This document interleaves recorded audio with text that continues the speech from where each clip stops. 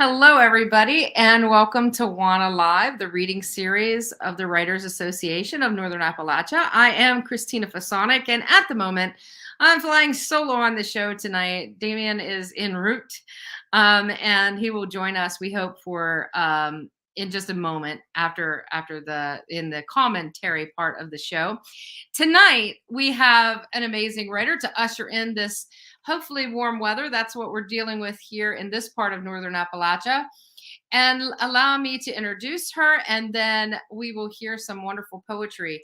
Barbara Marie Minney, a native of West Virginia, go West Virginia, writes personal and emotional poetry that describes her feelings, thoughts, and passions while struggling to live her truth as a transgender woman.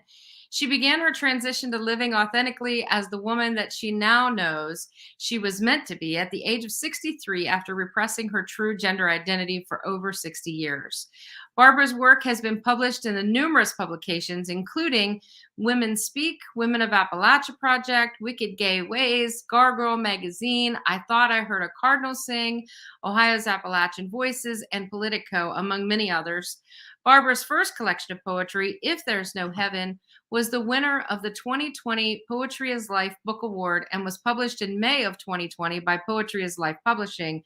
It was selected by the Akron Beacon Journal as a Best Northeast Ohio book in 2020. Barbara is a retired attorney and lives in Talmadge, Ohio, with her wife of 40 plus years and a menagerie of stuffed animals, which I would love to see pictures of that.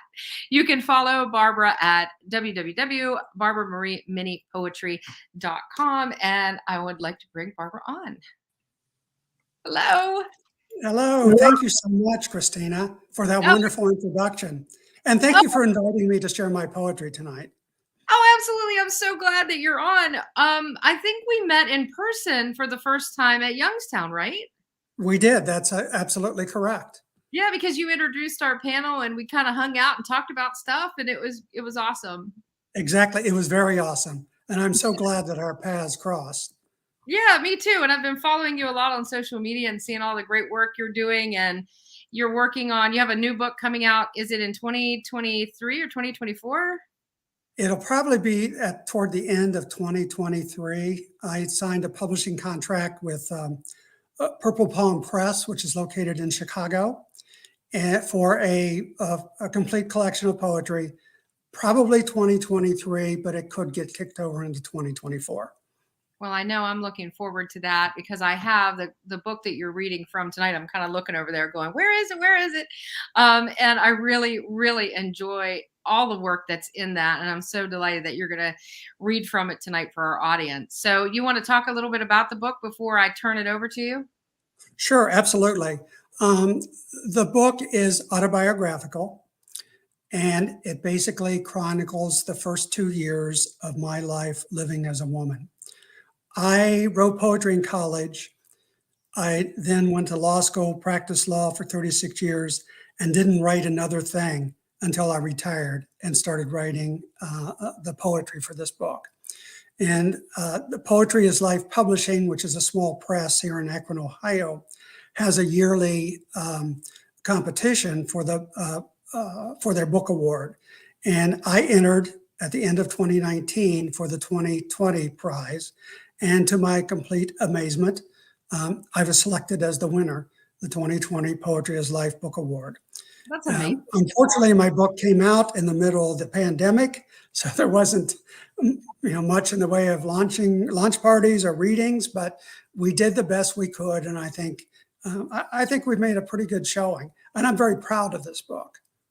That's amazing to have sort of not written anything for so long, and then you start writing again and you win an award and you get it published. I mean, I think that's incredible. And I think that says a lot too about the writer's soul. And, if you want to think of it that way, or the writer's something in here that probably, you were writing all along. You just didn't, it just wasn't in words on paper, but it was in the way that you were living in every aspect of your life.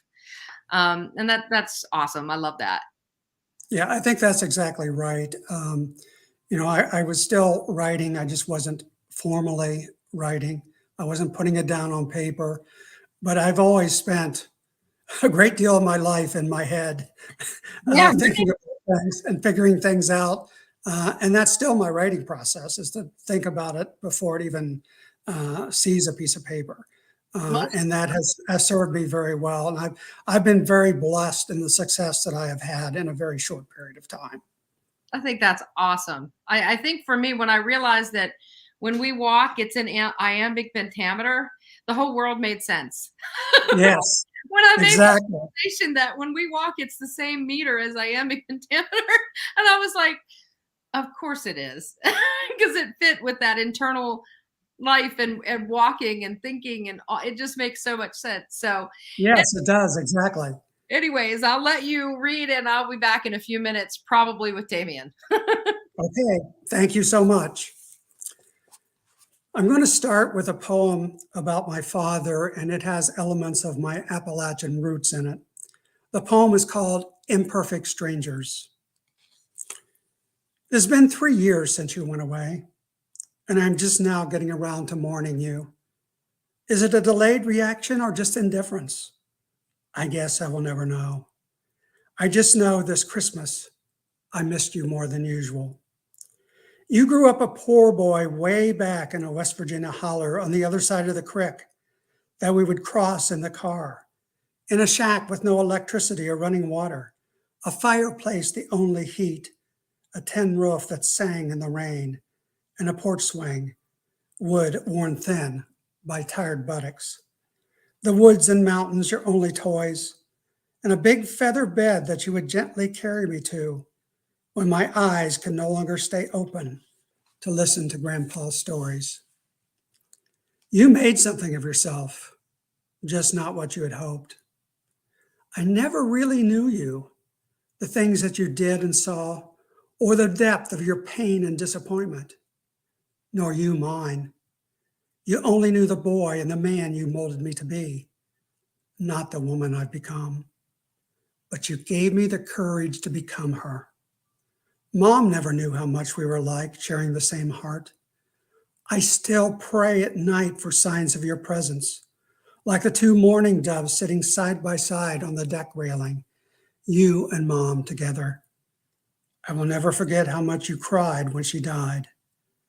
I guess after all these years, I'm still craving your approval. The second poem is called Bubble Wrap. Sitting cross-legged on the floor, raw and exposed, arms wrapped tightly around my body, giving myself a hug. There's no one else around to do it. Searching for words of comfort that will clothe my naked emotions lost somewhere in the fogginess of my brain. All I hear is, it is never enough. I am never enough. The past is never really past, especially the mistakes, haunting the holes in my mind long after they were made, or used like a war club, beating myself to a bloody pulp. Being hard on myself does not make me a better person, only defeated more. All I hear is, it is never enough. I am never enough. I've gone far beyond what my father thought I could. Doing my best was never good enough. Sometimes I dreamed of being perfect, but even that is not enough. Lying in bed in the dark, trying to go to sleep, mind racing like a hamster on a running wheel. When she reaches for my hand and tells me she loves me, my first thought is why? How could anyone love me? All I hear is, it is never enough. I am never enough. I should swaddle myself in bubble wrap as protection against the world, but that would do no good. I would still be trapped with my own worst enemy in a cocoon of my own making, telling me it is never enough. I am never enough. I'm not even good enough to be trans with what I still have dangling between my legs. It is better to keep hidden so that I can live my life. If there's no heaven, it's all a waste of time anyway. I have found not caring anymore, so sometimes be liberating. This next poem is called The Road Most Traveled. I took the road most traveled for most of my life. marching to the beat of the same drummer as thousands of others, measuring my worth by work I did, money I made, things I acquired, success I achieved, until I encountered the orange barrels, the flagger directing me to the detour that turned out to be a dead end. Only then did I veer off on another road, the one less traveled, where I picked up a ragged hitchhiker that turned out to be me. This next poem, and I have two more left, is called Riding a Dead Horse.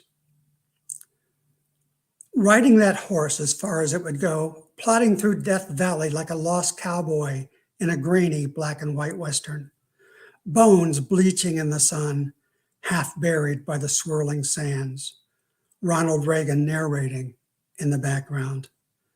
60 years wandering through the arid wasteland on a horse that was already dead. Sunburned skin blistering in the flare of the sun, searching for the watering hole that would quench my dry, parched soul. That horse should have been put out of its misery long ago, laid to rest in a holy sepulchre, revered for carrying me so long, until finding the silver stallion, vanquishing the evildoers, riding off in the sunset with a hearty hi-yo silver.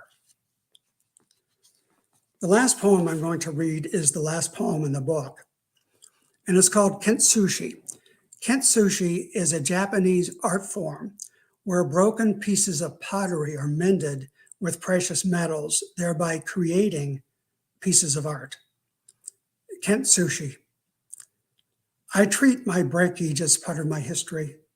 There's little use in disguising it, embracing my flaws and imperfections, highlighting my cracks and repairs, visualizing my mends and seams, joining myself back together with gold and silver of experience, like a kintsushi artist, not allowing my service to end, being reborn as a masterpiece. Thank you so much for listening. I told you Damien would be here. He's here.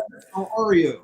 I'm good. How are you? I am well, thank you. I very much enjoyed. I just walked in the door as you started to read. Oh, good, good. Good timing. Thank you so much for reading. Well, thank you so much for asking me. I really enjoyed my favorite poem. The poem "Bubble Wrap." I thought that was. There was a line in there that I've been doing this a while, and I mean, just as a reader and as a listener, I don't often get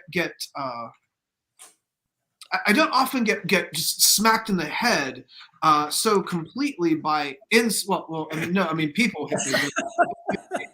Words, the insight. When you say being hard on myself does not make me a better person. Mm-hmm. Holy shit, is that good? Man.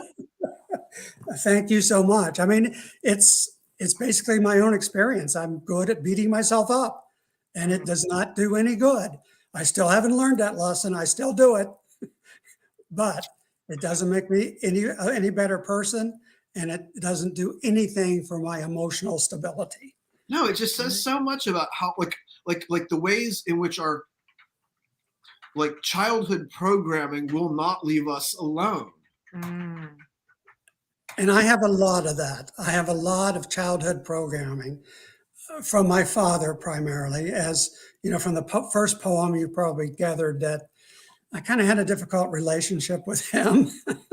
He was a perfectionist. Everything had to be perfect, at least perfect to his idea of perfectionism, which wasn't necessarily anybody else's idea of perfectionism. And yeah, it was difficult, but by the same token, he came from nothing. He went to college, he got a PhD.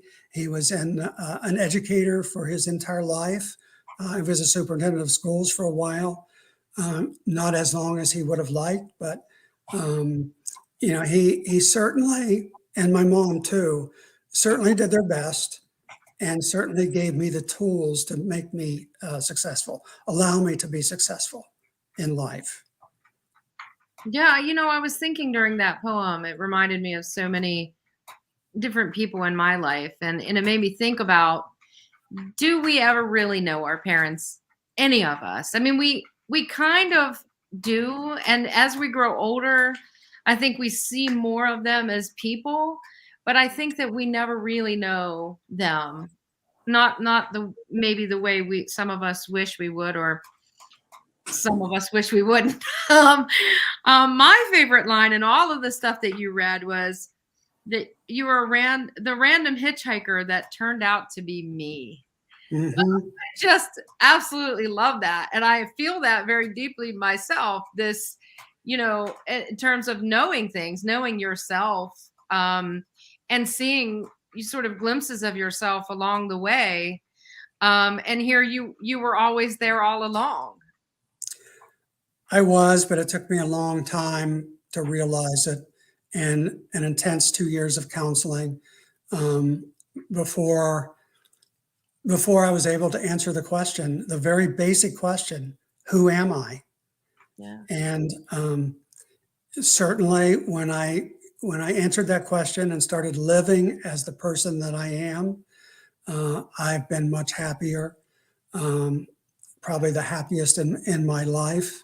Because I was pretty sad. I was a pretty sad person. Um, when I was practicing law, that was all consuming. And fortunately, I was able to retire early, or I may not be here today because, there was a time in my life when I was suicidal, and part of it was probably the undiagnosed gender issues, but also part of it was my job and how it was so consuming me. It was eating me alive. And a lot of people probably experienced that. But for me, I missed so much of my life because the only thing I was thinking about was whatever was on my desk waiting for me the next morning. No, I like the way you put that, because I think people forget that. Like, one has a consuming job. Well, to what it means to be consumed is to be eaten. Exactly. Yeah. Exactly. And I was being eaten alive by my job. Well, and in jobs like that, there's no way to ever satisfy the hunger of that job. It will keep eating and eating and eating. Right. You deal with a client, and then you might get a successful result, and they forget about that and move on to the next thing. So, you really don't get acknowledged for the successes that you have, uh, at least in the line of work and the type of law I was practicing. Wow.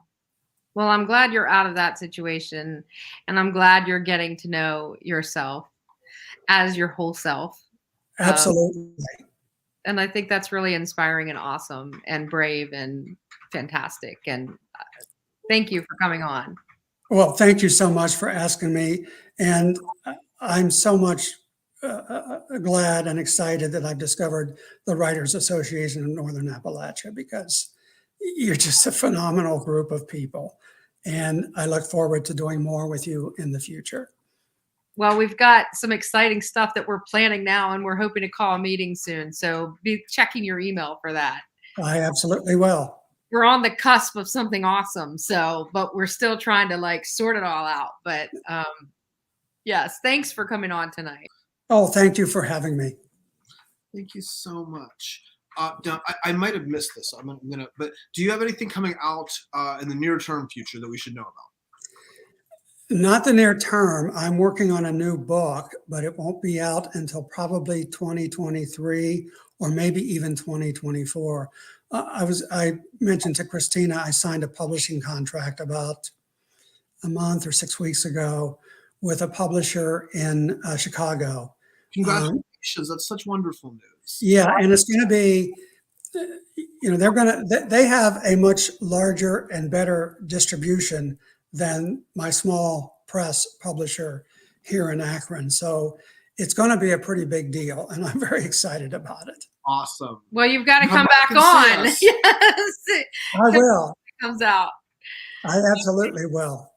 Well, have an awesome night, and everybody out there in WANA Live land. We'll see you. We'll see you next week. Next week. Thursday, 8 o'clock. we have an excellent poet. Turley Bush is going to be with us. Mhm. We are really excited about him. Absolutely. All right, everybody. Good night, and good night, Barbara. See you Thank all you. later. Good night. Thank you again.